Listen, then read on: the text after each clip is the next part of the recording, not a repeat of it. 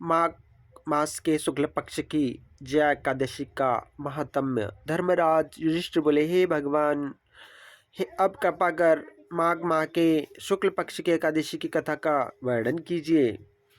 श्री कृष्ण जी बोले, इस एकादशी का नाम जया है। मनुष्य को काम वासना पर नियंत्रण रखना जरूरी है।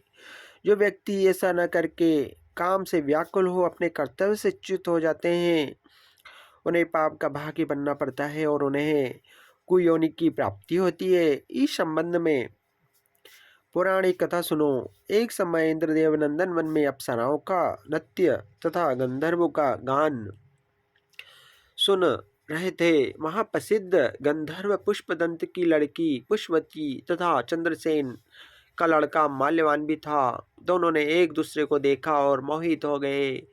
इंद्र ने दोनों को नाचते नाचते देखा, लेकिन कामदेव के प्रभाव में होने से उनका कार्य त्रुटिपूर्ण पाया। दोनों की इन काम चेष्टाओं को देख इंद्र ने उन्हें दंड देना उचित समझा और श्राप दिया कि वे दोनों पिशाचिनी के रूप में मर्त्यलोक में जाकर अपने दुष्कर्म का फल भोगेंगे। निदान ऐसा ही हुआ।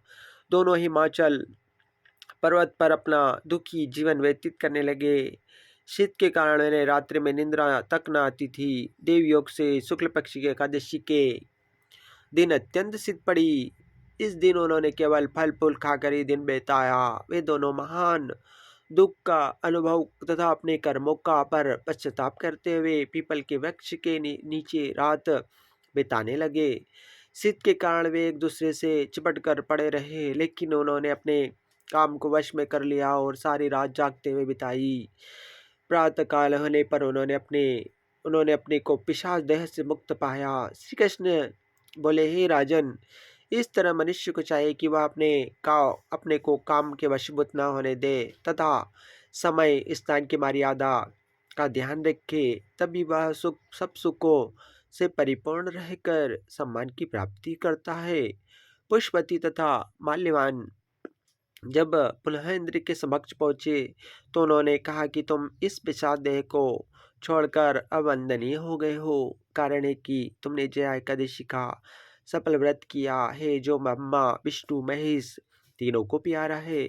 श्री कृष्ण बोले, हे राजन, जो मनुष्य भक्ति पूर्वक इस जया एकादशी का व्रत करते हैं, वे निरोग तथा दीर्घायु होते हैं, हुए भी स्वर्ग को प्राप्ति करते हैं।